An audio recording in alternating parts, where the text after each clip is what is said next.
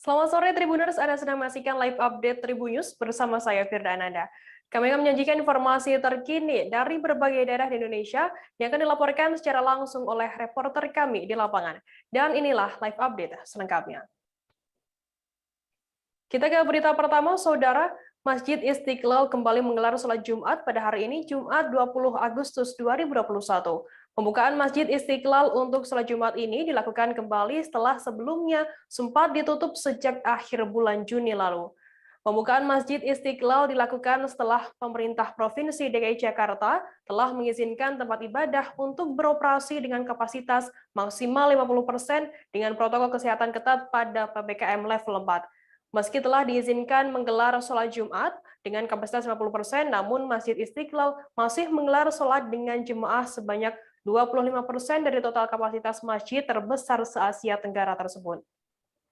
Terkait informasi lebih lengkapnya mengenai hal ini akan disampaikan oleh rekan wartawan kami dari tribunnews.com. Ada Fahdi Fahlevi yang saat ini sudah tersambung bersama kami.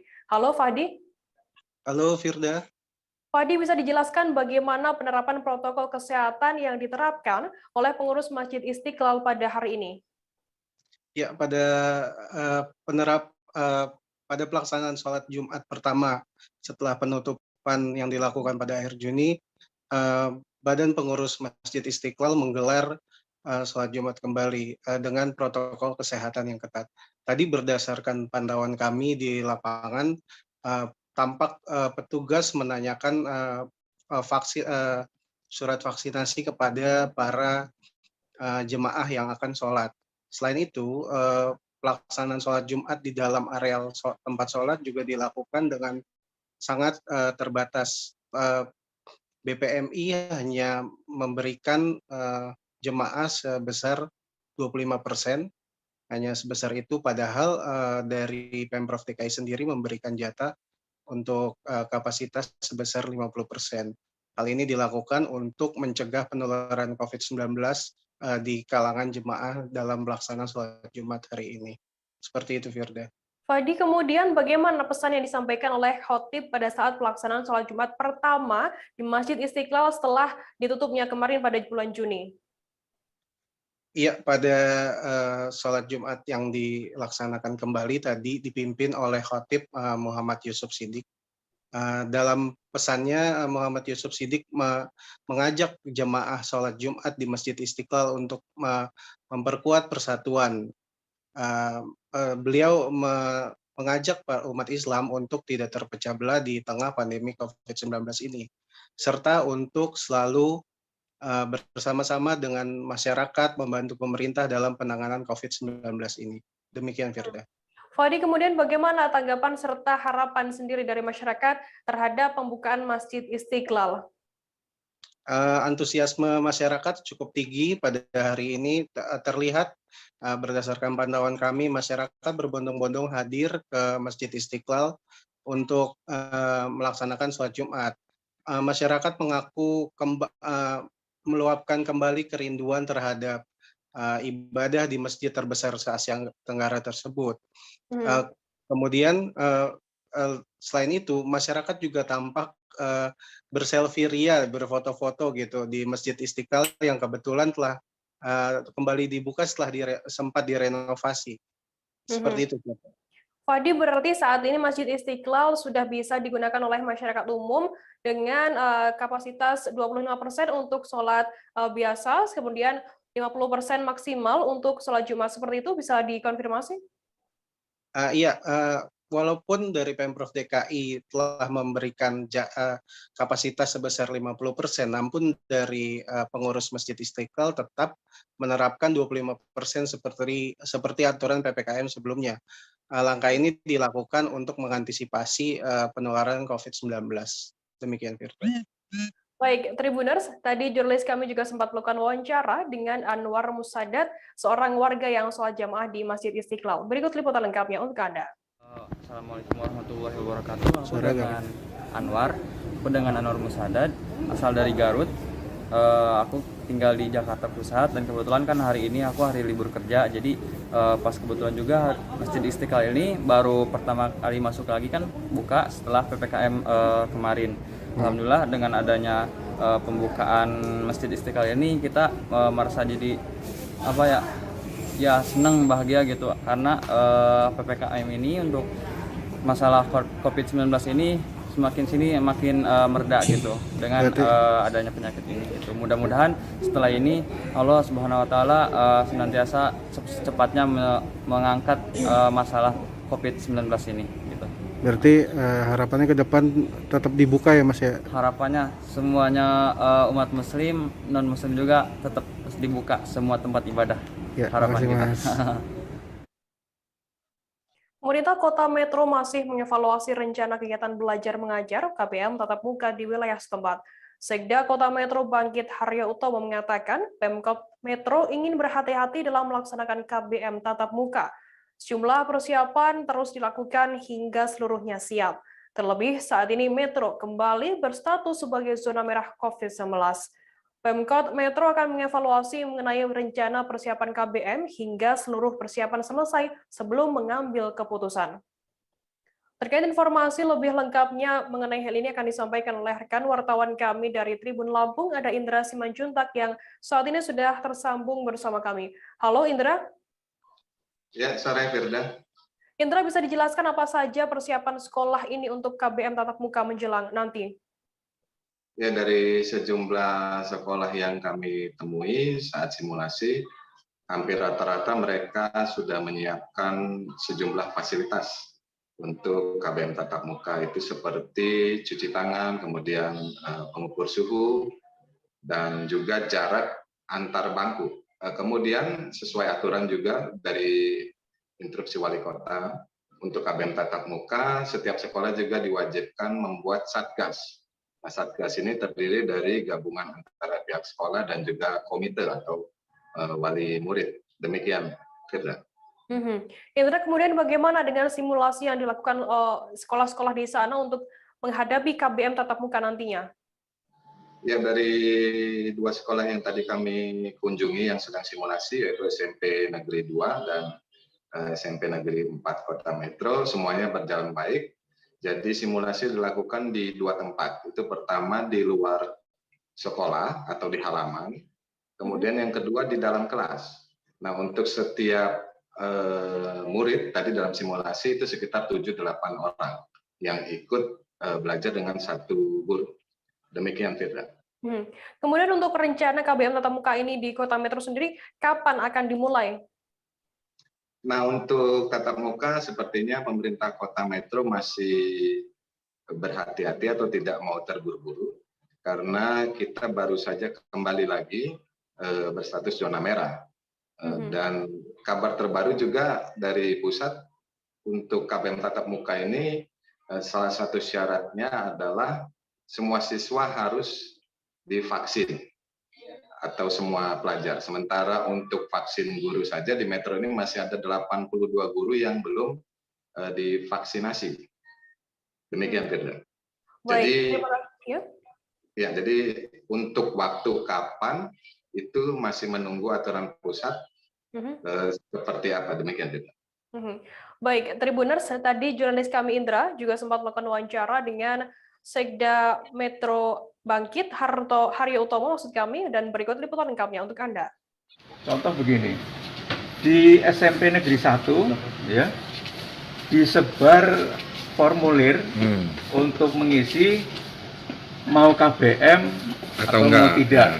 Nah, dari 600 sekian, yang pulang 500 sekian, yang tidak, yang menjawab tidak mau adalah sekitar 76. Berarti bermayoritas. Artinya kan ada yang tetap tidak mau. Ya. Nah, ini akan sebagian besar antusias gitu. Iya, antusias. Pak, terlebih di zona merah ini artinya itu menjadi catatan evaluasi kita ya, Pak. Iya, sebetulnya kawan-kawan, kalau PPKM itu sebetulnya level. Bukan lagi zona itu, level Pak. Kita level 3, ya. Sudah ada aturannya. Kok ini berbicara zona gitu. Level kan sudah kalau nasional level. Ya. Ini ada zona lagi yang membuat kita heran kan, kemarin tanggal 16 zona kita orange. Berarti sekarang merah lagi. 17 kok sendirian merah. Nah, itu, Pak.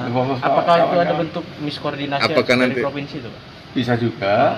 Soal yang, kenapa kita masih yang zona, kedua sedangkan ada atau level. data-datanya Nah, kita untuk penerapan PPKM level 3-nya gimana itu Pak? Level 3 Apakah berkaitan dengan tetap. zona merah atau level 3 kita masih tetap sampai dengan tanggal 23 Agustus. Nah, tapi kita kawan-kawan media kita harus hati-hati memberlakukan kegiatan belajar mengajar. Harus hati-hati. Kenapa harus hati-hati? Jangan sampai sudah masuk kita tidak siap terpapar di sekolah. Kasus sebaran COVID-19 di Kabupaten Ogan Komering Ulu Selatan, Sumatera Selatan mengalami penurunan dalam sepekan terakhir.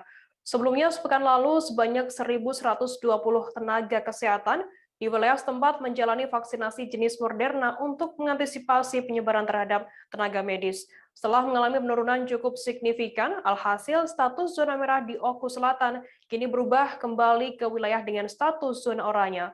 Perubahan tersebut membuat salah seorang warga Oku Selatan sekaligus pemilik usaha warung bakso senang. Sebab perubahan zona dalam 2 hari terakhir membuat usaha miliknya mulai kembali datangi pelanggan. Terkait informasi lebih lengkapnya mengenai hal ini akan disampaikan oleh rekan wartawan kami dari Sriwijaya Pos yang ada Alan yang sudah tersambung bersama kami. Halo Alan. Ya, halo Firda. Alan, bisa dijelaskan bagaimana situasi terkini dalam hal sebaran COVID-19 di Kabupaten Oku Selatan saat ini? Ya, Firda, untuk Kabupaten Ogan Komering Ulu Selatan sendiri, tepatnya pada 2 hari terakhir ini, sebaran kasus COVID-19 menurun secara signifikan. Pada pekan lalu, sekitar 605 orang, hanya bertambah sekitar belasan orang saja. Akan tetapi pada sekitar 2 pekan lalu itu mencapai puluhan, sehingga dari Kemenkes Pusat menyatakan bahwa Kabupaten Ogan Komering Selatan ini berada pada zona oranye, padahal sebelumnya ditetapkan sebagai zona merah seperti itu. Untuk saat ini jumlah terkonfirmasi itu mengalami penambahan sekitar belasan orang. Sebelumnya itu 605 orang menjadi 608 orang. Seperti halnya untuk kasus yang meninggal dunia itu sebelumnya 70 orang, hanya bertambah sebanyak 3 orang, tetap 4 orang menjadi 74 orang. Dan yang sembuh juga mengalami peningkatan 300 dari sebelum 372 kembali bertambah menjadi 384 orang. Dan juga untuk yang terakhir, untuk yang isolasi mandiri itu sebelumnya 152 menjadi 139 orang. Seperti itu, Gerda. Alan, kemudian dengan adanya penurunan dan juga perubahan status dalam COVID-19 di sana, apa selanjutnya tindakan dari Satgas COVID-19 di wilayah setempat? Tentunya untuk Satgas COVID-19 Kabupaten Ogan Komering Ulu Selatan tetap siaga perihal kembalinya ke zona oranye ini. Mereka juga tidak ingin kembali ke zona merah dengan melakukan siaga-siaga seperti halnya melakukan edukasi tetap dijalankan pada masyarakat dan juga melakukan pembagian masker, dan juga tim tracer di kecamatan maupun di kabupaten itu diaktifkan atau disiagakan juga. Nah, sementara untuk pasien yang isoman atau isolasi mandiri tetap dipantau secara aktif, dan juga posko tiap desa itu sama halnya dilakukan disiagakan seperti itu. Alan, kemudian bagaimana dengan pembelajaran tatap muka atau PTM di Oku Selatan nantinya? Sementara ini setelah kita dari keterangan Sekda maupun Dinas Pendidikan Kabupaten Ogan Komering Ulu Selatan itu, untuk pembelajaran tatap muka belum ditentukan itu kapan akan dilakukan, akan tetapi mereka dalam waktu dekat akan melakukan rapat dari pemerintah Kabupaten Ogan Komering Ulu Selatan perihal tatap muka tersebut. Akan tetapi namun besar kemungkinan dari dijelaskan oleh mereka bahwa pembelajaran tatap muka akan dilakukan, mengingat kita sudah kembali ke status zona oranye seperti itu. Alan, kemudian dengan adanya penurunan status status zona yang saat ini oranye di Oku Selatan sendiri, bagaimana tanggapan dari pelaku usaha mikro di sana? Ya, untuk pelaku usaha mikro di Kabupaten Ogan Komering Selatan, khususnya di Kota Muara II ini cukup menyambut baik ya. cukup senang, sangat senang dengan perubahan status merah ke oranye ini. Sebab karena mereka mengatakan bahwa sebelumnya kalau berstatus zona oranye sekitar sejak bulan Juli lalu hingga Agustus ini, pelanggan atau pembeli di warung-warung bakso atau usaha-usaha lainnya mengalami penurunan, namun seiring waktu terjadinya perubahan zona menjadi zona oranye ini kembali mulai berdatangan, sehingga usaha mereka kembali bisa menghasilkan rupiah untuk mereka, seperti itu saja. Baik, Tribuners, tadi jurnalis kami juga sempat melakukan wawancara dengan seorang warga bernama Desi sekaligus pemilik usaha warung bakso di Kota Muara II. Berikut liputan lengkapnya untuk Anda. Tanggapan kami ini senang karena kita dari zona merah turun ke zona oranye.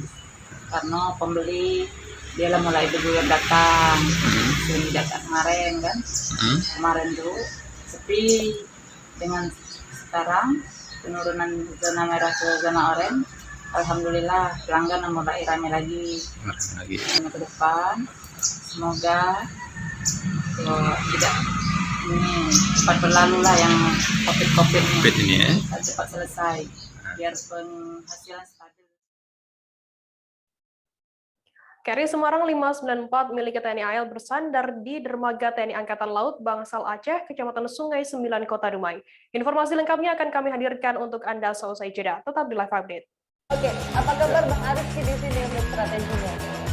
Kalau saya sendiri di Jumit 37 ini yang semalam baru mulai, saya udah hitam.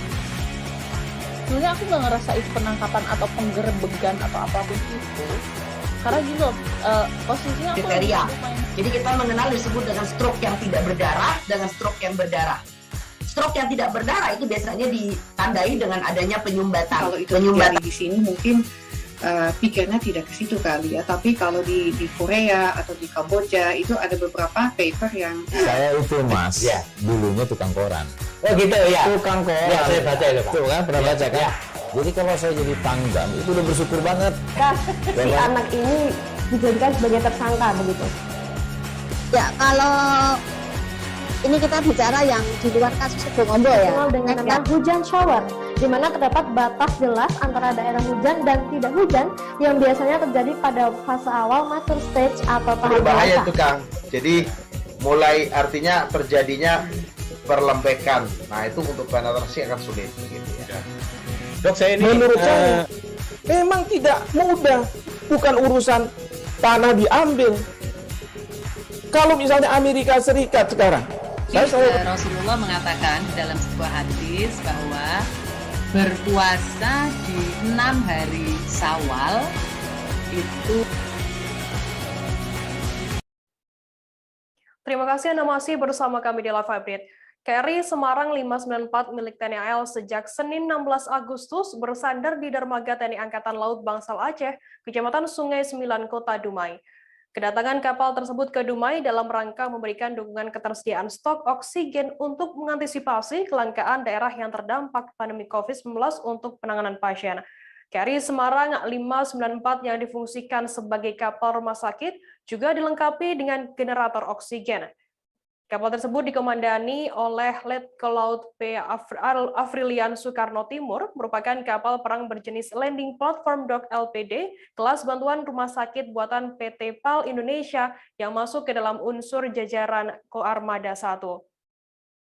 Untuk informasi lebih lengkapnya mengenai hal ini akan disampaikan oleh rekan wartawan kami dari Tribun Pekanbaru, ada Doni Kusuma Putra yang saat ini sudah tersambung bersama kami. Halo Doni. Halo rekan Firda. Doni, bisa dijelaskan dalam rangka misi apa KRI Semarang ini bersandar di Pelabuhan Kota Dumai? Ya, terima kasih rekan Firda. Perlu saya sampaikan juga bahwa memang KRI Semarang ini tiba di Kota Dumai itu pada hari Senin, di mana atas persetujuan atau permintaan dari Bapak Gubernur Riau, yang mana 2 minggu belakangan tersebut kondisi COVID-19 di Kota Dumai dan Provinsi Riau itu sedikit mengalami lonjakan, bahkan khawatir akan ketersediaan oksigen yang makin hari makin menipis. Berdasarkan hal tersebutlah Bapak Gubernur Riau itu mengirim surat permintaan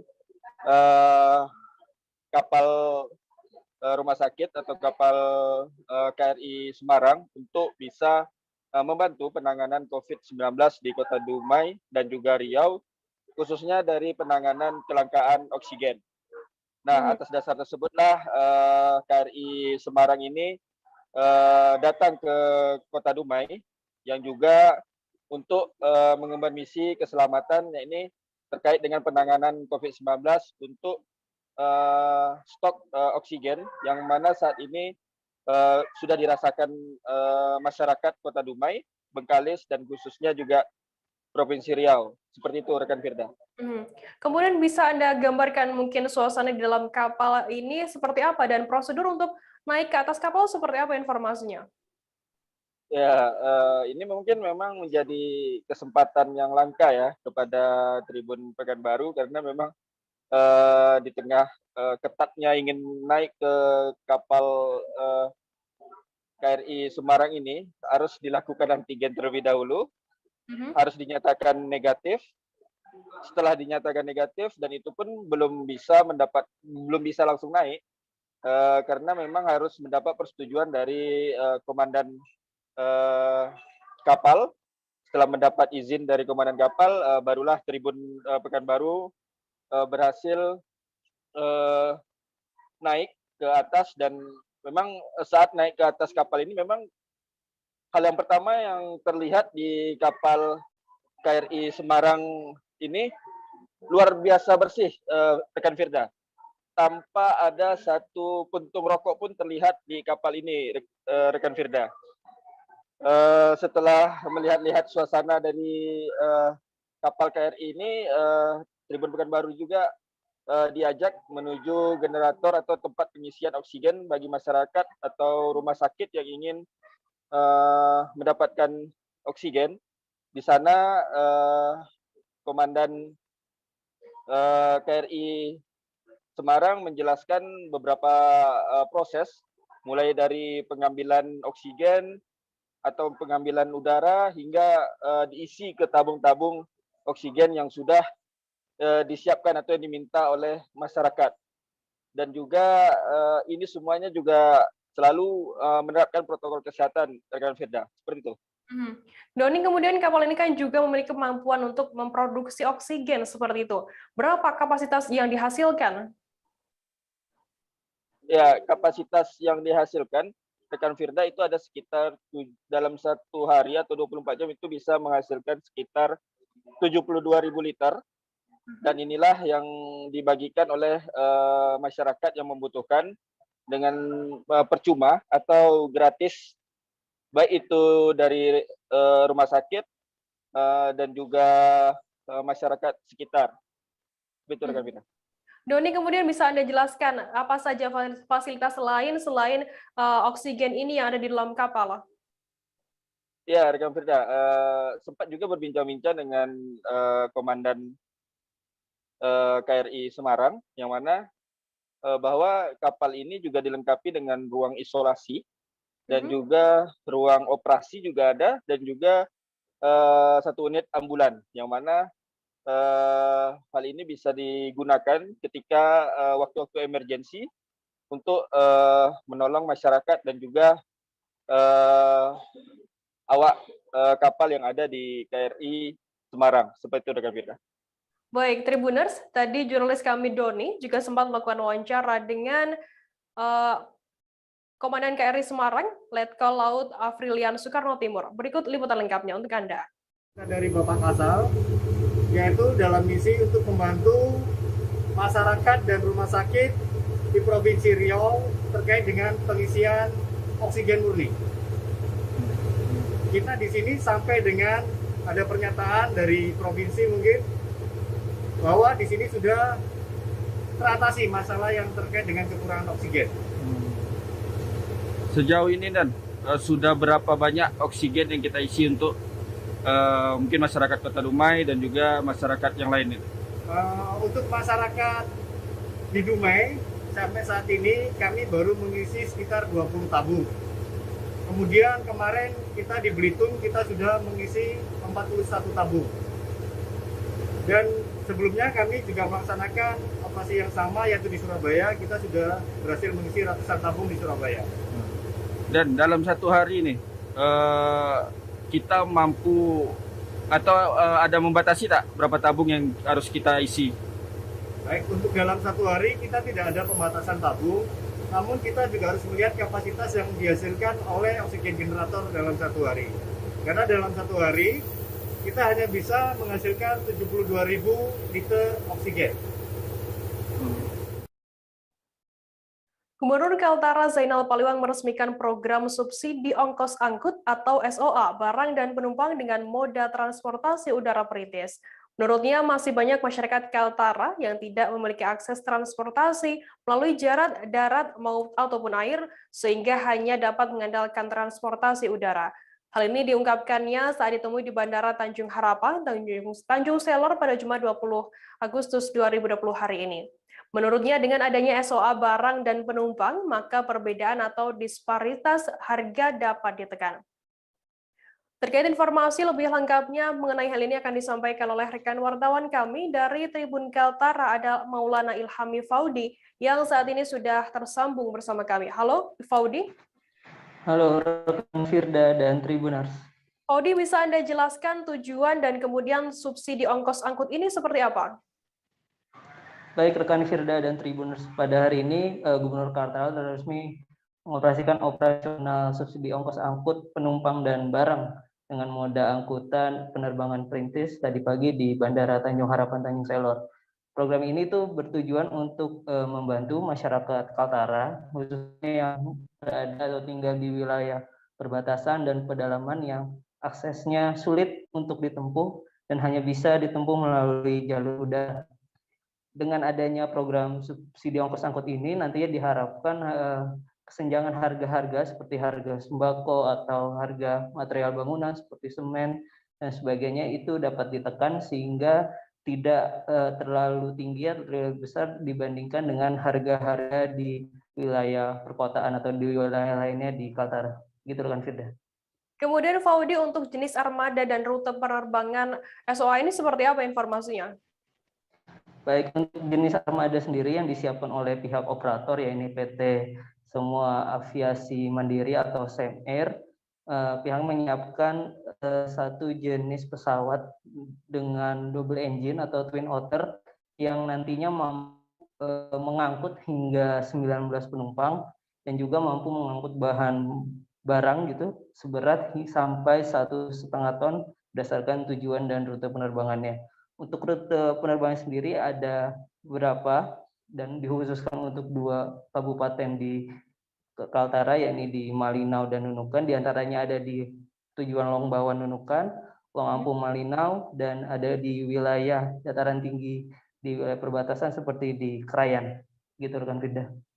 Oh, kemudian dari mana anggaran subsidi ongkos angkut ini sendiri? Untuk anggarannya sendiri sudah dianggarkan dari APBD Kaltara, di mana untuk SOA barang ini dianggarkan sebesar 8,5 miliar rupiah. Adapun untuk SOA penumpang itu dianggarkan 14 miliar rupiah. Dan ini untuk operasional di tahun 2021 ini. Begitu rekan Firda. Baik, Tribuners, tadi jurnalis kami Faudi juga sempat melakukan wawancara dengan Gubernur Kaltara Zainal Paliwang. Berikut liputan lengkapnya untuk Anda. Suatu transportasi udara untuk menjangkau lokasi-lokasi atau tempat-tempat yang hanya bisa ditempuh dengan transportasi udara, sehingga kita alhamdulillah sudah bisa melaksanakan angkutan barang, angkutan orang ke beberapa daerah kita di Kalimantan yang memang susah terjangkau. Dengan adanya angkutan barang dan orang ini, masyarakat mendapatkan nilai harga yang tidak jauh berbeda dengan harga-harga di kota-kota yang ada di Kalimantan Utara. Kita menekan disparitas harga. Perbedaan harga boleh, tetapi jangan sampai 100% perbedaannya. Ya. Perbedaan harga boleh, dan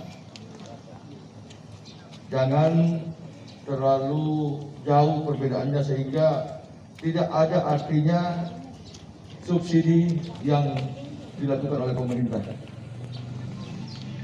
Kalau misalnya harga gula 15.000, kemudian di yang sana 30.000, itu sudah tidak ada arti daripada, jadi tidak ada artinya pemerintah mengeluarkan subsidi angkut barang. Gedung DPD Golkar Samarinda akan dilakukan pengosongan pada Jumat 20 Agustus hari ini. Sebuah truk berwarna merah terparkir persis di depan gedung DPD Partai berlambang pohon beringin tersebut dengan mengangkut beberapa barang seperti lemari, kasur, kulkas, dan sebuah sofa. Namun tak terlihat berkas-berkas penting ataupun aset partai yang ikut dibawa juga. Bersama itu, jajaran Satpol PP Kota Samarinda, pihak Pemkot, dan kepolisian hadir. Awak media pun juga terlihat hadir di lokasi. Rencana pengosongan gedung yang berdiri di Kompleks Perkantoran Pemkot Samarinda, Jalan Dahlia, Kelurahan Bugis, Kecamatan Samarinda, Kota Samarinda, Kaltim, sudah dijadwalkan. Terkait informasi lebih lengkapnya mengenai hal ini akan disampaikan oleh rekan wartawan kami dari Tribun Kaltim, ada Muhammad Fairusani yang saat ini sudah tersambung bersama kami. Halo, Fairus. Ya, rekan Firda. Halo, Fairus, selamat bisa sore. dijelaskan rencana pengosongan ini bagaimana di sana tadi? Baik, rekan Firda, terima kasih. Sore Tribuners. Untuk rencana pengosongan kantor DPD Golkar Samarinda sendiri sudah dilakukan dan tampak sudah dilakukan bukan penyegelan tapi memasang gembok dan memasang stiker bahwa sudah diserahkan kepada Pemkot Samarinda. Jadi tadi wakil Ketua Bidang Hukum DPD Golkar Samarinda, Lasila, juga sempat menyatakan bahwa untuk dilakukan mediasi dulu dengan Wali Kota Samarinda Andi Harun. Dari hasil mediasi dengan Wali Kota Samarinda sendiri, ia menyetujui akan mengosongkan dan akan melaporkan kepada DPP Partai Golkar serta berkomunikasi dengan DPC Partai Golkar Kaltim. Begitu, Firda. Fairus, mungkin bisa dijelaskan rencana pengosongan ini meminta penangguhan seperti itu. Apa alasan DPD Partai Golkar Samarinda untuk meminta penangguhan? Ya, rekan Firda. Jadi penangguhan diungkapkan oleh Wakil Bidang Hukum Golkar Samarinda tadi bahwa adanya surat yang dilayangkan oleh DPD Golkar Samarinda untuk mengosongkan sendiri atau bersihkan sisa-sisa barang dan aset-aset milik Partai Golkar.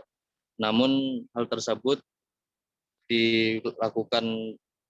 dikatakan juga sudah dilakukan jauh-jauh hari, namun penangguhan itu untuk mengosongkan itu Wakil Ketua Bidang Hukum itu mengatakan bahwa untuk adanya surat lanjutan itu tersebut adalah terkait pembelian aset kepada Pemkot Samarinda terkait aset gedung tersebut. Begitu, Beda. Fairus, kemudian apa yang dilakukan oleh Satpol PP setempat? Apakah di sana juga ada penyegelan? Jadi di sana tadi dilakukan bukan penyegelan tapi adalah memasang gembok dan stiker. Stiker tersebut ada stiker bahwa kantor tersebut sudah diserahkan oleh DPD Golkar Samarinda kepada Pemkot Samarinda secara resmi menjadi aset Kota Samarinda. Gedung itu sendiri mulai tahun 1986 sudah ditempati oleh Partai Golkar dan saat ini karena Wali Kota Samarinda sendiri sudah mengatakan untuk dipakai atau untuk beberapa OPD yang masih menyewa di luar daripada kompleks Pemkot Samarinda sendiri, nah nantinya akan dimanfaatkan untuk gedung OPD yang masih menyewa di tempat lain. Begitu rekan kita. Kemudian apa langkah yang selanjutnya yang ditempuh oleh pihak DPD Partai Golkar Samarinda, Fairus? Langkah sendiri tadi sempat mewawancarai Wakil Ketua Bidang Hukum DPD Golkar Samarinda, dia mengatakan bahwa akan ada langkah yang dilakukan termasuk berkomunikasi dengan DPP Partai Golkar. Namun sementara ini pihaknya akan fokus seminggu ini membersihkan untuk mengkosongkan sendiri kantor mereka. Dan terakhir, kesepakatan sendiri sudah dilakukan oleh DPD Golkar Samarinda bersama Pemkot Samarinda yang nantinya akan mengosongkan dalam waktu sepekan ke depan. Untuk berkantor lebih jelasnya, Ketua DPD Golkar Samarinda sendiri belum bisa memastikan untuk berkantor di mana nantinya. Begitu. Oke, baik. Terima kasih wartawan Tribun Kaltim Muhammad Fairusani atas laporan Anda. Selamat bertugas kembali. Tribuners, kita akan jeda sejenak, tetap di live update. Oke, apa kabar Bang Ariski di sini untuk strateginya? Kalau saya sendiri di Jumip 37 ini yang semalam baru mulai, saya udah sebenarnya aku nggak ngerasa itu penangkapan atau penggerebegan atau apapun itu, karena gitu posisinya aku kriteria. Jadi kita mengenal disebut dengan stroke yang tidak berdarah dengan stroke yang berdarah. Stroke yang tidak berdarah itu biasanya ditandai dengan adanya penyumbatan. Kalau itu terjadi di sini mungkin pikirnya tidak ke situ kali ya, tapi kalau di Korea atau di Kamboja itu ada beberapa paper yang saya itu mas, ya, dulunya tukang koran. Oh gitu ya. Tukang koran. Ya, saya baca ya, Pak. Tuh kan, pernah baca kan? Ya. Jadi kalau saya jadi tanggam itu udah bersyukur banget. Si anak ini dijadikan sebagai tersangka begitu. Ya, kalau ini kita bicara yang di luar kasus Sebongombo ya. Dengan nama hujan shower, di mana terdapat batas jelas antara daerah hujan dan tidak hujan yang biasanya terjadi pada fase awal mature stage atau tahap berbahaya dewasa. itu Kang. Jadi mulai artinya terjadinya perlembekan. Nah itu untuk penetrasi akan sulit gitu ya. Dok, saya ini menurut saya memang tidak mudah, bukan urusan tanah diambil. Kalau misalnya Amerika Serikat sekarang, Rasulullah mengatakan dalam sebuah hadis bahwa berpuasa di 6 hari Syawal itu. Oke, apa kabar Bang Ariski di sini untuk strateginya? Kalau saya sendiri di Jumip 37 ini yang semalam baru mulai, saya udah sebenarnya aku nggak ngerasa itu penangkapan atau penggerebegan atau apapun itu, karena gitu posisinya aku kriteria. Jadi kita mengenal disebut dengan stroke yang tidak berdarah dengan stroke yang berdarah. Stroke yang tidak berdarah itu biasanya ditandai dengan adanya penyumbatan. Kalau itu terjadi di sini mungkin pikirnya tidak ke situ kali ya, tapi kalau di Korea atau di Kamboja itu ada beberapa paper yang saya itu mas, ya, dulunya tukang koran. Oh gitu ya. Tukang koran. Ya, saya baca ya, Pak. Tuh kan, pernah baca kan? Ya. Jadi kalau saya jadi tanggam itu udah bersyukur banget. Si anak ini dijadikan sebagai tersangka begitu. Ya, kalau ini kita bicara yang di luar kasus Sebongombo ya. Terima kasih Anda masih bersama kami di Live Update. Kita beralih ke informasi selanjutnya, Saudara. Jaksa penuntut umum telah membacakan tuntutannya kepada terdakwa Mayor Jenderal TNI Purnawirawan Kiflan Zain di ruang sidang Pengadilan Negeri Jakarta Pusat pada Jumat 20 Agustus 2021 hari ini. Diketahui Kiflan merupakan terdakwa dalam perkara kepemilikan senjata api dan peluru tajam ilegal yang didapati dari sejumlah orang tanpa dilengkapi surat izin. Dalam tuntutannya, jaksa menyatakan Kiflan Zain terbukti secara sah dan meyakinkan telah bersalah melakukan tindak pidana turut serta tanpa hak menerima, menyerahkan, menguasai, membawa, mempunyai persediaan padanya atau mempunyai dan menyimpan, menyembunyikan, mempergunakan senjata api, amunisi, sesuatu bahan peledak sebagaimana dakwaan ke-1. Terkait informasi lebih lengkapnya mengenai hal ini akan disampaikan oleh rekan wartawan kami dari Tribun News, ada Rizky Sandi Saputra yang saat ini sudah tersambung bersama kami. Halo, selamat sore Rizky. Iya, selamat sore Firda dan juga Tribuners. Rizky, bisa dijelaskan atas perkara apa Kiflan Zain ini dituntut dan dituntut berapa tahun kurungan penjara oleh JPO? Ya, jadi Firda bisa disampaikan terdakwa kepemilikan senjata api dan juga peluru tajam ilegal yakni Mayor Jenderal TNI Purnawirawan Kiflan Zain baru saja atau siang tadi mendengarkan tuntutan dari jaksa penuntut umum terkait perkara yang dialaminya yakni soal kepemilikan senjata ilegal begitu Firda. Di dalam tuntutannya, jaksa penuntut umum menyatakan kalau Kiflan Zain ini terbukti secara sah dan meyakinkan bersalah melanggar pasal 1 ayat 1 Undang-Undang Darurat Nomor 12 Tahun 1951 tentang kepemilikan senjata api dan juga amunisi yang tidak dilengkapi surat atau ilegal, begitu Firda. Dan dalam tuntutannya, jaksa menyatakan kalau misalkan Kiflan Zain ini harus dijatuhi hukuman pidana 7 bulan penjara, begitu Firda. Rizky, hal yang memberatkan dan meringankan terdakwa dalam perkara ini apa? Ya, jadi sebelum tadi jaksa penuntut umum membacakan tuntutannya, jaksa memberikan beberapa pertimbangan begitu yang menjadi pemberat dan peringan dari terdakwa Kiflan Zain ini. Adapun yang memberatkan karena perbuatan terdakwa telah meresahkan masyarakat, begitu kata jaksa, dan terdakwa di dalam persidangan selalu berbelit gitu dalam memberikan keterangan. Adapun yang meringankan terdakwa karena pertama terdakwa belum pernah dihukum, lalu kedua karena usia terdakwa yang sudah lansia yakni 74 tahun menjadikan salah satu pertimbangan itu, dan yang paling membuat rekan media heran gitu karena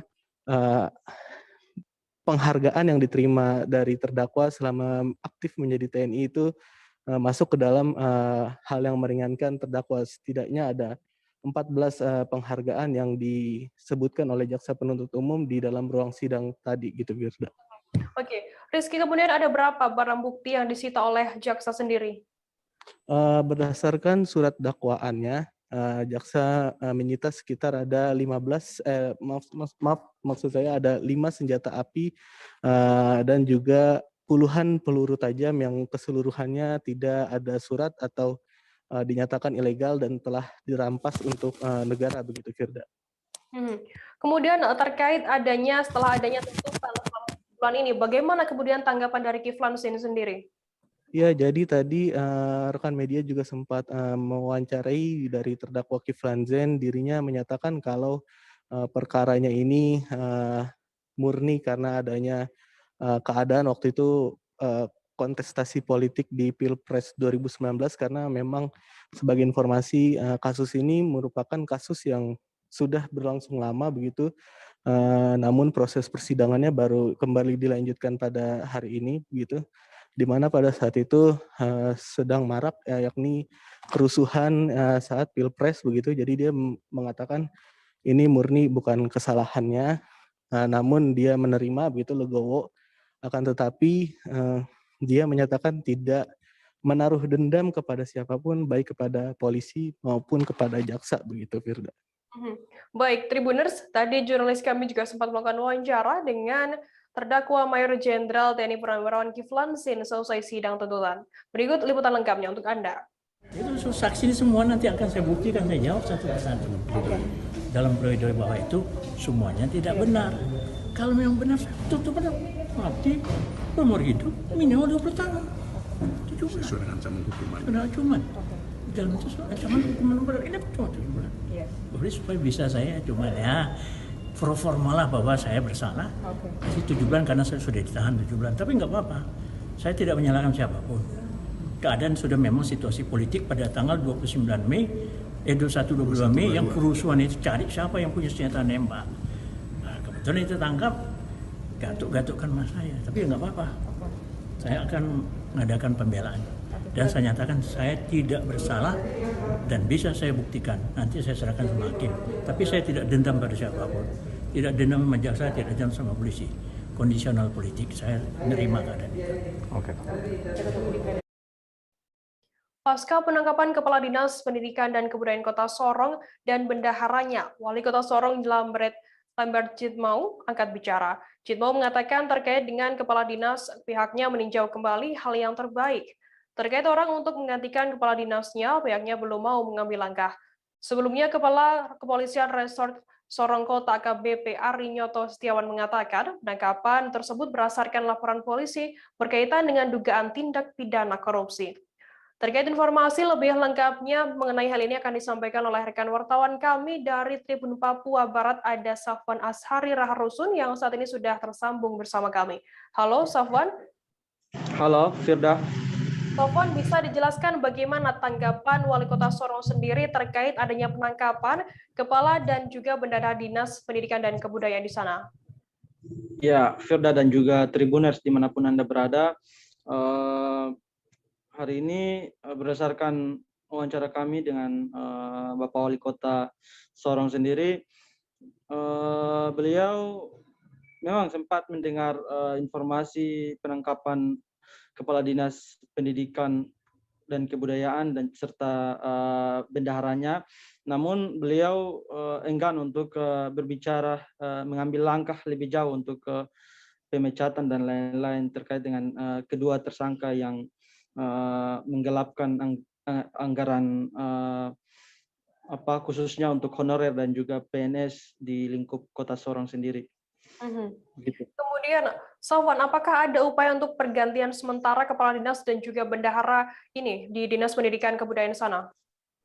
Ya, terkait dengan upaya pergantian ataupun rolling jabatan Kepala Dinas Pendidikan, beliau memang sempat melontarkan bahwa jabatan ini adalah jabatan strategis dan memang tidak boleh lama untuk kosong. Namun beliau juga tidak mau mengambil langkah yang secepat kilat karena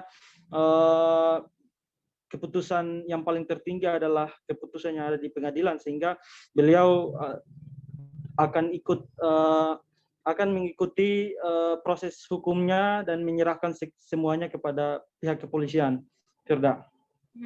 Kemudian bisa dijelaskan sedikit mungkin mengenai kronologi penangkapan kedua orang ini seperti apa informasinya? Ya, Firda. Berdasarkan wawancara kami dengan Kapolres Manokwari, Kapolres Sorong Kota, beliau menjelaskan bahwa kasus ini adalah kasus yang sudah sejak 2019, namun LP-nya baru masuk sekitar 2020, sehingga pihak kepolisian melakukan tindak lanjut dalam hal ini mendalami kasus tersebut. Ternyata dalam usulan anggaran untuk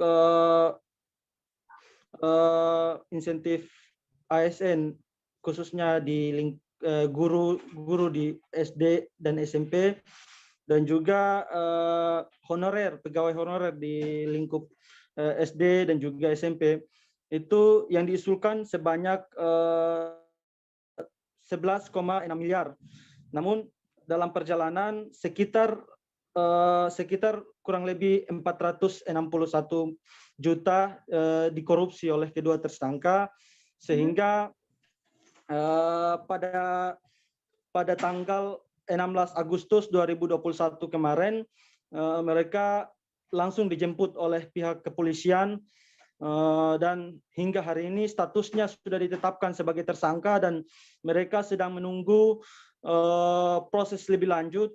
Menurut informasi yang saya dapat kemarin juga, kedua tersangka rencananya akan dilimpahkan berkas perkaranya ke Kejaksaan Tinggi Papua Barat dan akan disidangkan di Pengadilan Tipikor di Manokwari. Firda. Baik, Tribuners, tadi jurnalis kami Safwan juga sempat melakukan wawancara dengan Wali Kota Sorong, Lambert Jutmau, terkait hal ini. Berikut liputan lengkapnya untuk Anda. Ya, beliau Kepala Dinas bantu saya. Tapi karena situasi begitu, ya kita sepakat aja, mudah-mudahan tidak terjadi apa-apa. Nanti jalan lah. Nanti semua pasti akan lalu dalam arti ya proses hukum jalan. Kalau misalnya itu terjadi, terus harapan kita berdoa nanti di pihak kepolisian yang bisa melihat yang terbaik. Itu aja. Apakah beliau masih menjabat sebagai Kepala Dinas atau sudah pensiun atau gimana? Beliau sebetulnya sudah terima SK pensiun dah. Beliau tinggal 4 bulan 5 bulan ke depan dia pensiun. Pengusulan mungkin SK sudah ada itu. Hanya tinggal waktu jatuh tempohnya aja. Apakah dalam waktu dekat tidak ada ditunjuk untuk penggantian sementara atau itu masalah nanti lah. Ya, kita kelola baik tuh. Tapi kalau terlalu lama juga tidak boleh. Siap. Karena itu jabatan-jabatan strategis yang membutuh harus ada pejabat yang bisa melaksanakan tugas dan pelayanan. Dan saya lihat cara baik lah. Iya. Yang itu kan urusan. Jadi untuk sementara waktu yang kalau untuk itu kan ada di sak Bapak saja. Oke, tidak perlu dieksposkan.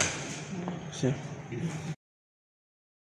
Satres Narkoba Polres Nrekang menangkap seorang pemuda bernama Syamsir Sayang, 25 tahun, warga Desa Mundan, Kecamatan Masale, Kabupaten Nrekang.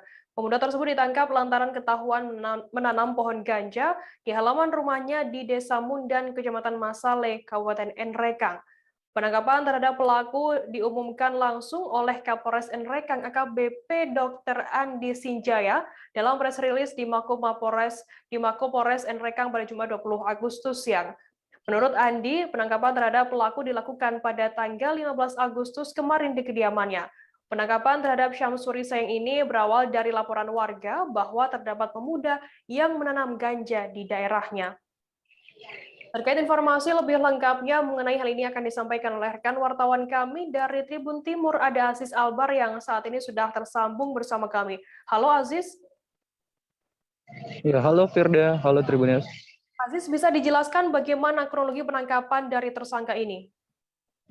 Iya, jadi pada tanggal 15 Agustus kemarin, tim Satres Narkoba Polres Nrekang mendapatkan informasi dari masyarakat setempat bahwa terdapat masyarakat atau salah satu pemuda melakukan penanaman pohon yang diduga ganja, yang mana pohon tersebut ditanam sudah hampir 3 bulan di rumahnya. Dan pohon tersebut sudah tumbuh sampai 30-40 cm. Dan hal itu membuat kecurigaan terhadap pelaku karena ini daunnya dipetik sendiri dan untuk dikonsumsi sendiri. Seperti itu.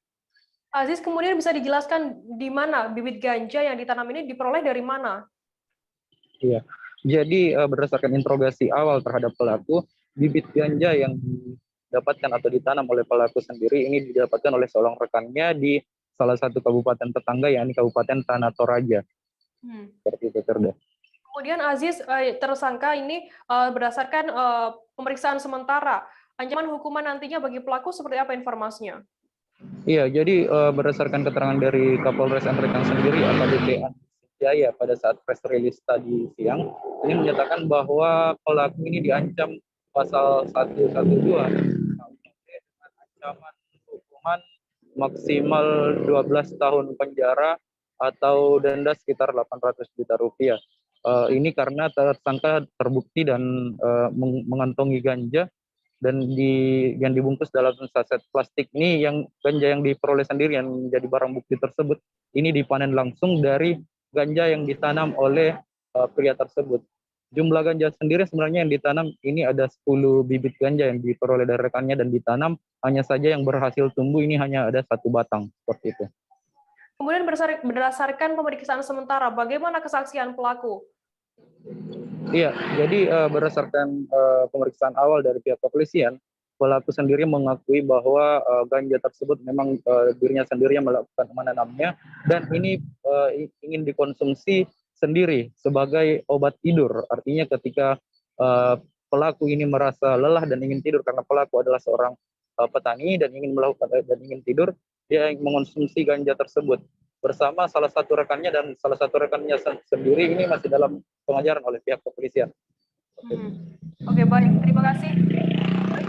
Tadi jurnalis kami juga sempat melakukan wawancara dengan Kapolres Nrekang terkait adanya pengedaran ganja, terkait penanaman ganja oleh pelaku ini. Berikut liputan lengkapnya untuk Anda.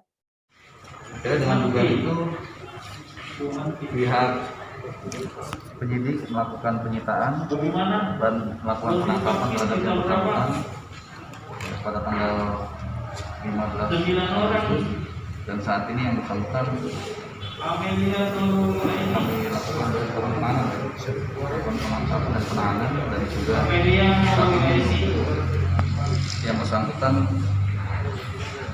kita terapkan dengan pasal pasal 111 ayat 1 Undang-Undang RI nomor 35 tahun 2009 tentang narkotika dengan ancaman paling singkat 4 tahun dan paling lama 12 tahun dengan pidana denda paling sedikit 800 juta dan paling banyak 8 miliar rupiah. Kami dari pihak kepolisian juga mengimbau kepada masyarakat agar jika menemukan adanya penyalahgunaan ataupun juga pemanfaatan sebagaimana yang kita temukan saat ini, mohon agar melaporkan kepada pihak kepolisian agar kami juga dapat melakukan tindakan dan utamanya pencegahan agar peredaran narkotika yang seperti ini. Tribuners, selesai jeda kami akan kembali dengan informasi menarik lainnya. Tetap di Live Update. Oke, apa kabar Bang Arifki di sini untuk strateginya? Kalau saya sendiri di Jumip 37 ini yang semalam baru mulai, saya udah sebenarnya aku nggak ngerasa itu penangkapan atau penggerebegan atau apapun itu. Karena gitu, posisinya aku kriteria. Jadi kita mengenal disebut dengan stroke yang tidak berdarah dengan stroke yang berdarah.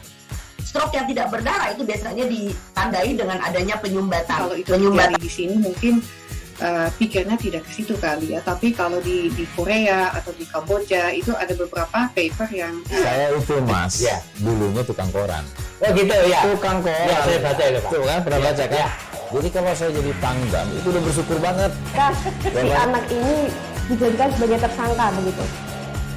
Ya kalau ini kita bicara yang di luar kasus Sebongombo ya. Dengan nama hujan shower, di mana terdapat batas jelas antara daerah hujan dan tidak hujan yang biasanya terjadi pada fase awal mature stage atau tahap berbahaya dewasa. itu Kang. Jadi mulai artinya terjadinya perlembekan. Nah itu untuk penetrasi akan sulit gitu ya. Dok, saya ini menurut saya memang tidak mudah, bukan urusan tanah diambil. Kalau misalnya Amerika Serikat sekarang, Rasulullah mengatakan dalam sebuah hadis bahwa berpuasa di 6 hari Syawal itu. Masih bersama saya Firdanana di Live Update. Kita beralih ke informasi selanjutnya, Saudara. Seorang oknum anggota TNI berinisial SI yang dikabarkan sebagai Babinsa Koramil Palmerah menganiaya warga pada Rabu 18 Agustus 2021. Ia menganiaya warga di Jalan Balai Rakyat RT 5, RW 5, Kelurahan Balai Kambang, Kecamatan Kramat Jati, Jakarta Timur. Indra, korban penganiayaan, mengatakan belum berani membuat laporan kejadian tersebut ke pihak kepolisian. Terkait informasi lebih lengkapnya mengenai hal ini akan disampaikan oleh rekan wartawan kami dari Warta Kota Live, ada Miftahul Munir yang saat ini sudah tersambung bersama kami. Halo Munir. Halo, Firda. Munir, bisa dijelaskan bagaimana kronologi penganiayaan yang dilakukan oleh anggota TNI ini?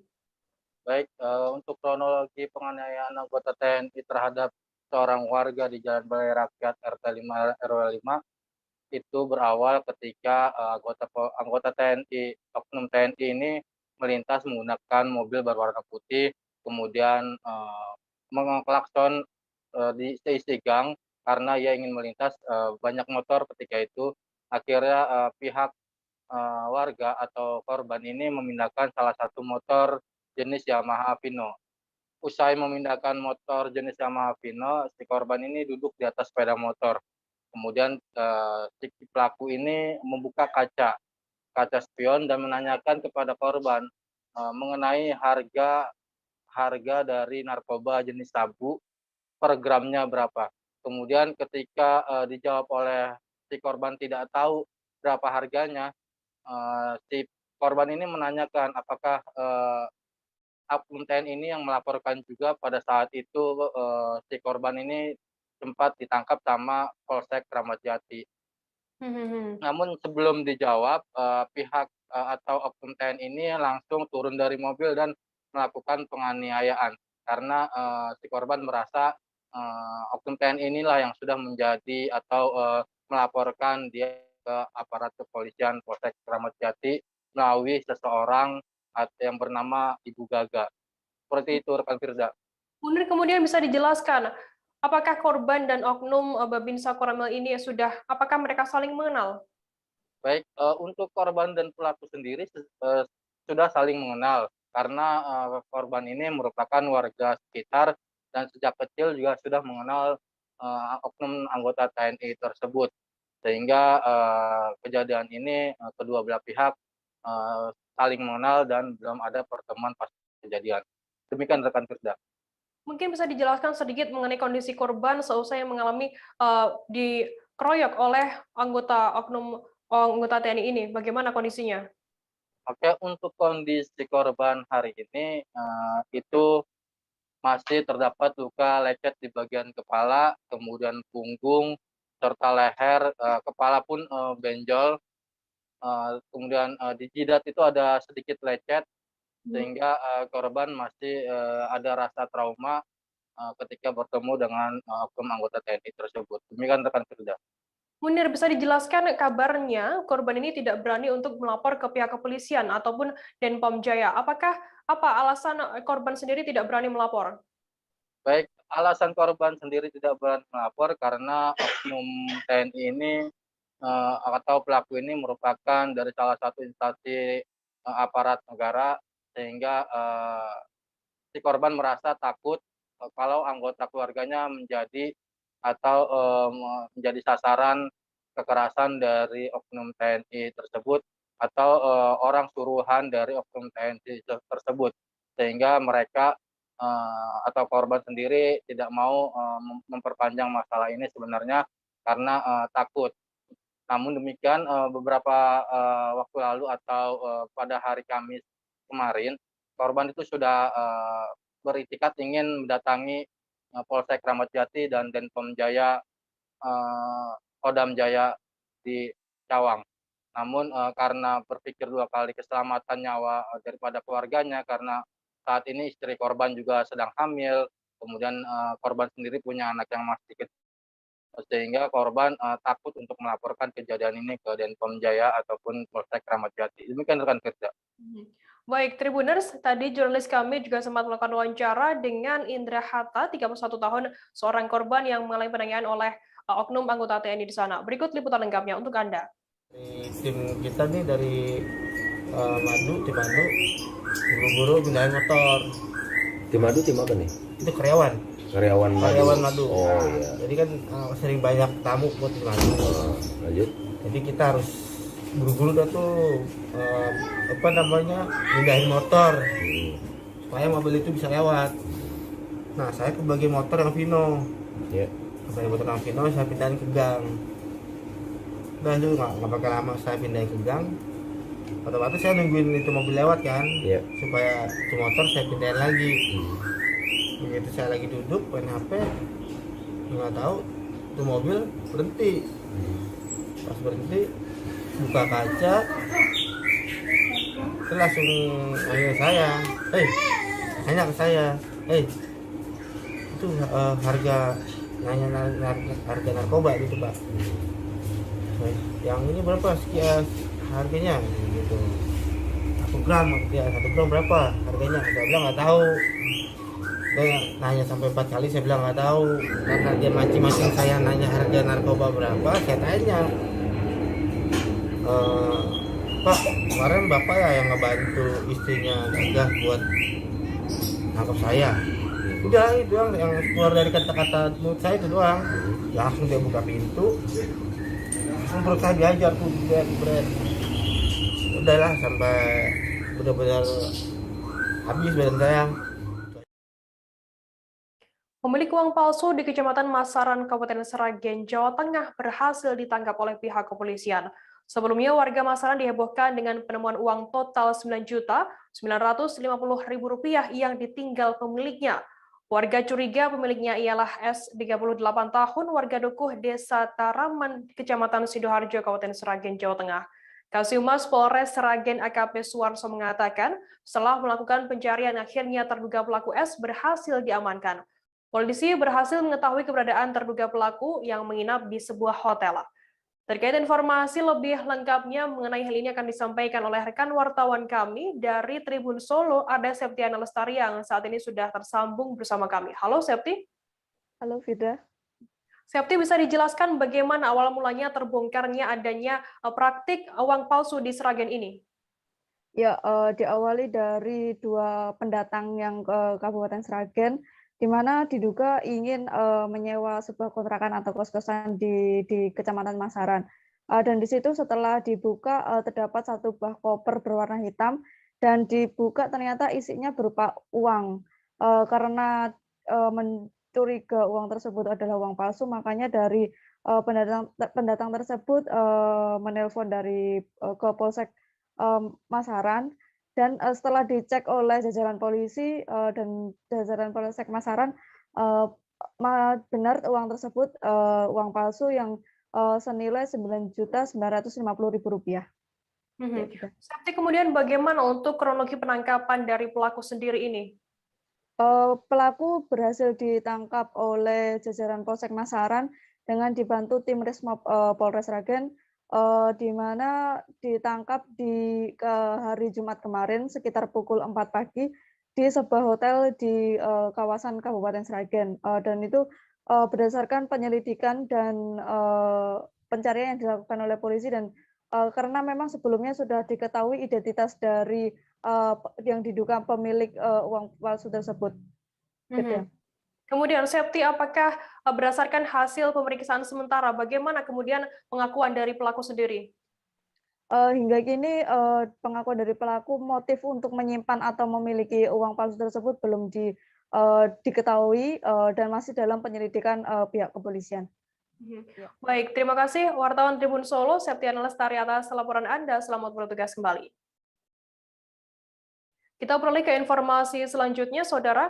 Pada Kamis 19 Agustus 2021 pagi, Bupati Bangka Mulkan melakukan sidak tambang ilegal di lahan atau aset milik Pemkab Bangka yang berada di wilayah Aik Bakung, Aik Ruwai, Pemali, dan Bangka.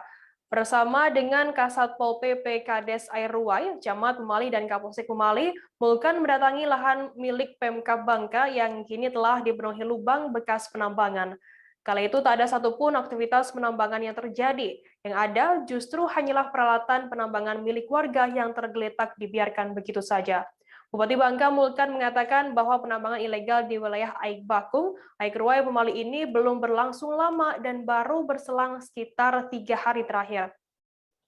Meski demikian, sudah ada sekitar 60 mesin penambang yang sudah standby dan siap mengeruk hasil timah di tanah seluas 5 hektar milik Pemkab Bangka tersebut. Mulkan mengatakan bahwa pihaknya akan terus melakukan langkah persuasif untuk memperingatkan masyarakat untuk tidak menambang di sana. Untuk informasi lebih detailnya akan disampaikan oleh rekan wartawan kami dari Bangka Pos, ada Arya Bima Mahendra yang saat ini sudah tersambung bersama kami. Halo Arya.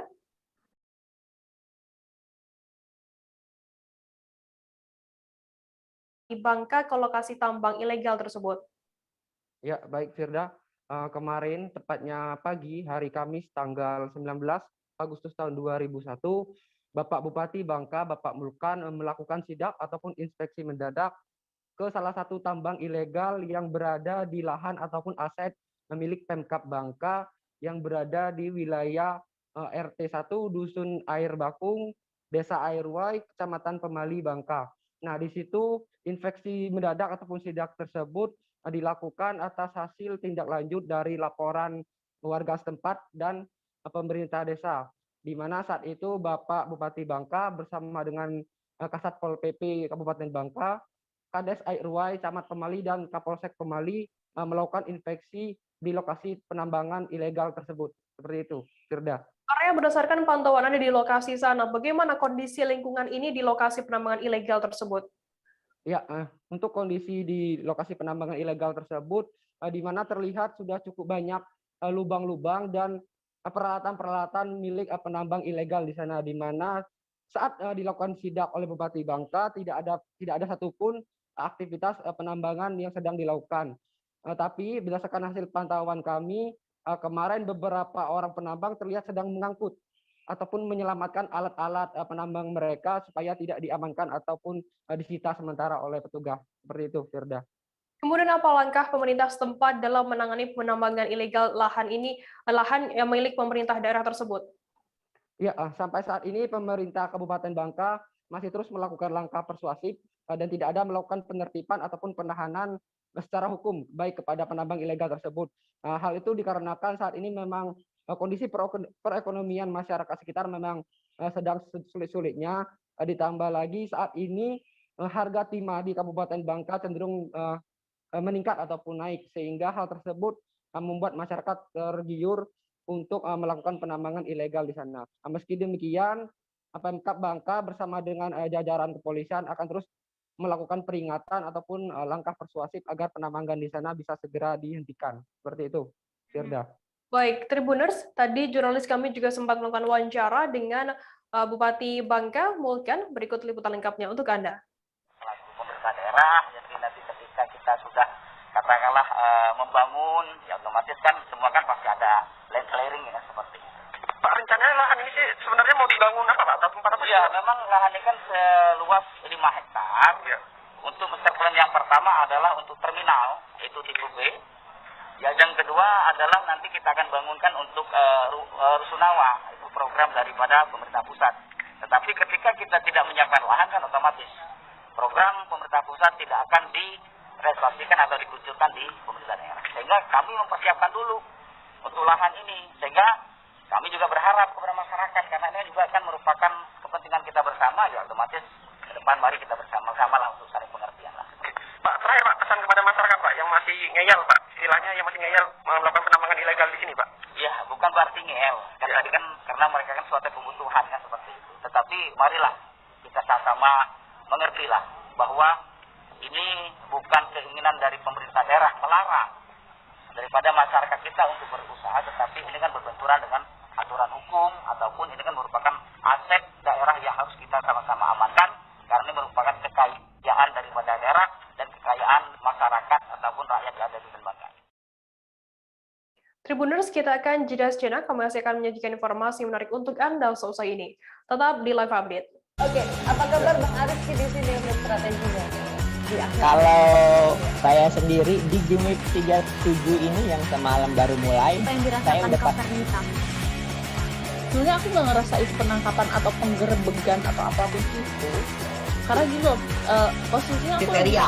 Jadi kita mengenal disebut dengan stroke yang tidak berdarah dengan stroke yang berdarah. Stroke yang tidak berdarah itu biasanya ditandai dengan adanya penyumbatan. Kalau itu terjadi di sini mungkin pikirnya tidak ke situ kali ya, tapi kalau di Korea atau di Kamboja itu ada beberapa paper yang saya itu Mas, ya, dulunya tukang koran. Oh gitu ya. Tukang koran. Ya, saya baca itu Pak. Tuh kan pernah baca kan? Ya. Jadi kalau saya jadi pangdam itu udah bersyukur banget. Si anak ini dijadikan sebagai tersangka begitu. Ya, kalau ini kita bicara yang di luar kasus Bongombo ya. Dengan nama hujan shower, di mana terdapat batas jelas antara daerah hujan dan tidak hujan yang biasanya terjadi pada fase awal mature stage atau tahap berbahaya dewasa. itu Kang. Jadi mulai artinya terjadinya perlembekan. Nah itu untuk penetrasi akan sulit gitu ya. Dok, saya ini menurut saya memang tidak mudah, bukan urusan tanah diambil.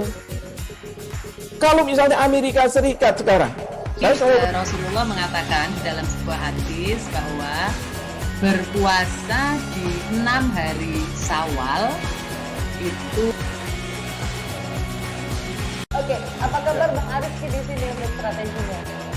Kalau saya sendiri di Jumip 37 ini yang semalam baru mulai, saya udah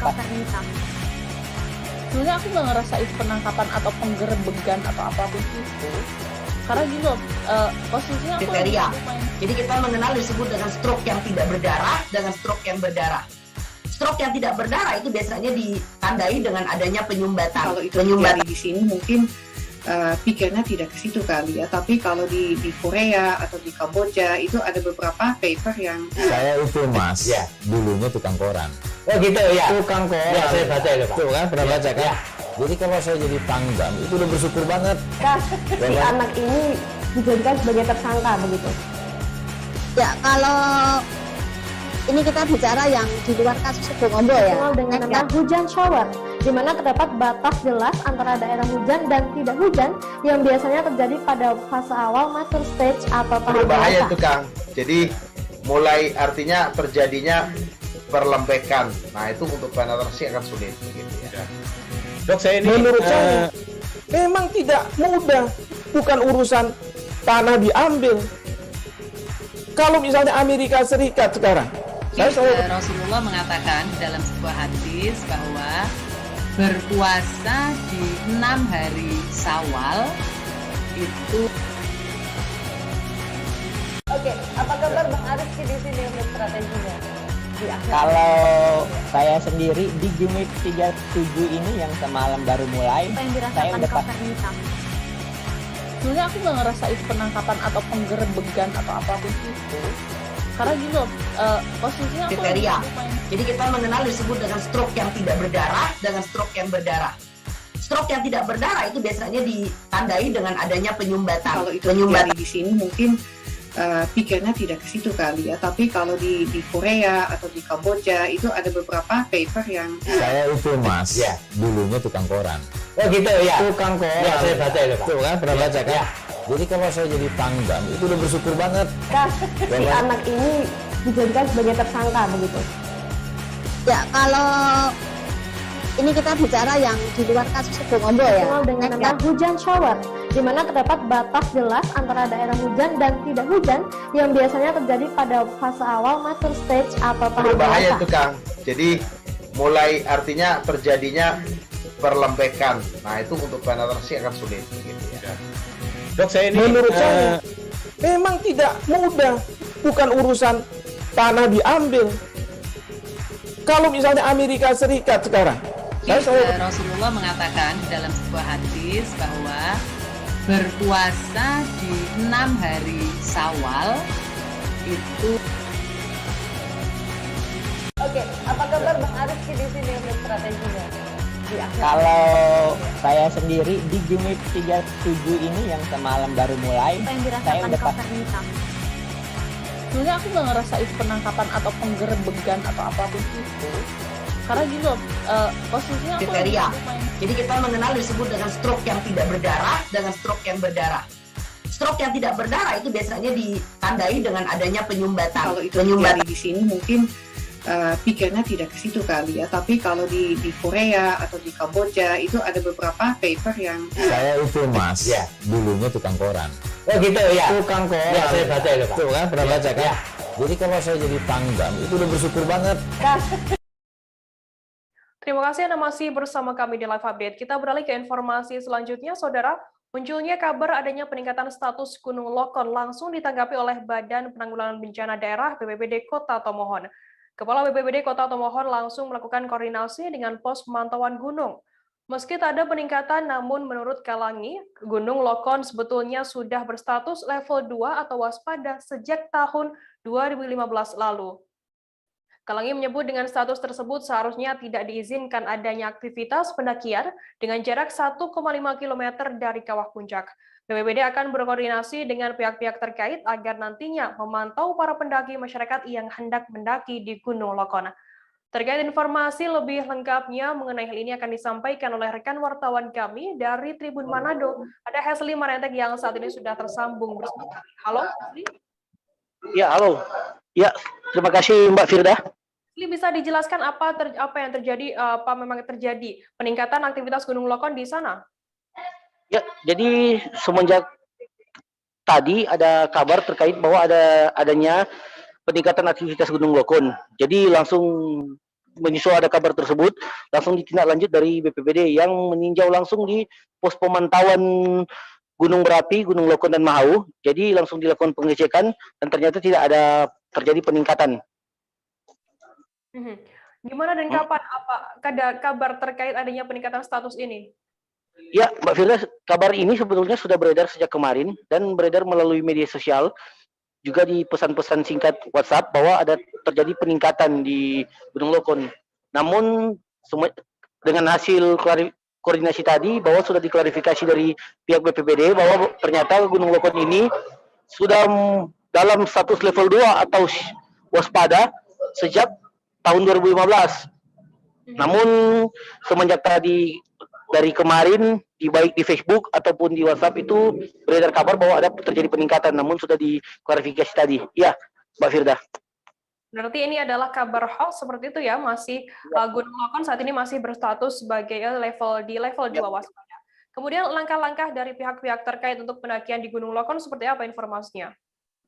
Ya, jadi Mbak Firda tadi sesuai koordinasi dengan wawancara dengan BPBD Kota Temon, Kepala BPBD Robi Kalangi tadi menjelaskan bahwa mereka sudah melakukan penindakan dengan bekerja sama dari pihak kepolisian ataupun TNI untuk memantau aktivitas para pendaki ini. Apalagi kan seperti diketahui Gunung Lokon belakangan menjadi salah satu tujuan favorit para pendaki ataupun warga di tengah pemberlakuan pembatasan kegiatan masyarakat. Nah, makanya tadi telah dilakukan dan dari informasi terbaru sekira setengah jam yang lalu telah dilakukan penutupan di jalur masuk Gunung Lokon baik di jalur 1 dan jalur 2. Ya, demikian Mbak Firda. Baik, Tribuners, tadi jurnalis kami juga sempat melakukan wawancara dengan Kepala BPBD Kota Tomohon Robi Kalangi. Berikut liputan lengkapnya untuk Anda. Lainnya itu tidak ada, tidak boleh. Oh, jadi Pak, untuk ini apa ada imbauan-imbauan dari? Jadi himbauan untuk tidak melakukan pendakian.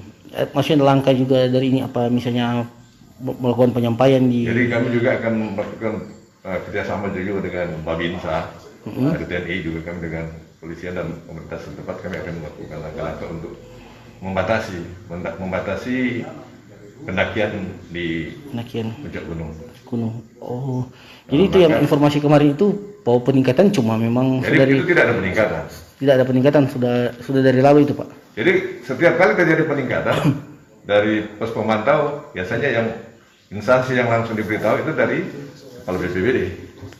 Oh. Pasti diberitahu. Yang pasti sekarang level 2. Masih level 2. Level 2 atau waspada. Badan Penanggulangan Bencana Daerah Kabupaten Sampang, Madura selesai melakukan pendataan wilayah terdampak bencana kekeringan musim ini. Pendataan tersebut dilakukan melalui koordinasi dengan perwakilan dari 14 pihak kecamatan. Hasilnya tercatat ada puluhan wilayah terdampak kekeringan kritis, bahkan salah satu wilayah perkotaan yakni Kelurahan Gunung Sekar berstatus kering kritis. Kepala BPBD Sampang Asroni mengatakan bahwa dari hasil kesepakatan dengan perwakilan kecamatan ada 67 wilayah kondisinya kering kritis. Terkait informasi lebih lengkapnya akan disampaikan oleh rekan wartawan kami dari Tribun Madura, ada Hanggara Pratama yang saat ini sudah tersambung bersama kami. Halo Hanggara. Halo, Saudara Firda. Hanggara, bisa dijelaskan ada berapa total wilayah kecamatan yang seluruh desanya terdampak bencana kekeringan musim ini? Siap, terima kasih Firda. Sesuai data yang berhasil dihimpun dari Kepala BPBD Kabupaten Sampang Asroni, jika memang ada 67 wilayah terdampak kekeringan dan dari puluhan wilayah, diantaranya 66 desa dan 1 wilayah kelurahan kecamatan Kabupaten Sampang. Dan namun terdapat 3 wilayah yang menjadi atensi khusus dari pemerintah daerah karena kondisinya memang memprihatinkan. Dan untuk 3 wilayah kecamatan itu adalah Kecamatan Tambelangan, Kecamatan Karangpenan, dan Kecamatan Omben, karena memang seluruh desa dari masing-masing kecamatan tersebut dalam status kering kritis seperti itu. Mungkin bisa dijelaskan daftar kecamatan yang tidak terdampak kekeringan di Sampang sendiri? Nah, sebenarnya ada 14 kecamatan di Kabupaten Sampang dan 11 diantaranya terdampak dan 3 sisanya tidak terdampak. Dan untuk 3 kecamatan yang tidak terdampak itu merupakan Kecamatan Omben, Camplong, dan Kecamatan Ketapang. Memang di tahun-tahun sebelumnya 3 kecamatan ini tidak terdampak kekeringan kritis karena mata air atau sumber air di masing-masing kecamatan mencukupi kebutuhan masyarakat setempat meskipun digunakan untuk mencuci ataupun mandi dan dikonsumsi sehari-hari seperti itu. Firda. Hanggara, kemudian apa upaya BPBD Sampang sendiri untuk menanggulangi bencana kekeringan di sana? Siap, untuk penanggulangan bencana kekeringan tahun ini dari pemerintah daerah melalui BPBD Kabupaten Sampang bahwa dalam waktu dekat akan melakukan suplai atau dropping air bersih. Dan hal itu bekerjasama dengan PDAM Kabupaten Sampang, begitu pun dengan perusahaan swasta yang ada di Kabupaten Sampang. Namun untuk realisasinya sendiri masih belum jelas sebab pengajuan anggaran bantuan tersebut masih proses dilakukan. Dan penyampaian dari Asroni selaku Kepala BPBD Kabupaten Sampang bahwa untuk jumlah anggaran yang dimiliki Kabupaten Sampang masih belum diketahui apakah cukup untuk melakukan bantuan dropping air bersih. Namun pihaknya memiliki opsi, yakni akan meminta bantuan jika nantinya anggaran daerah tidak mencukupi untuk menyuplai air bersih kepada masyarakat terdampak kekeringan seperti itu, Firda.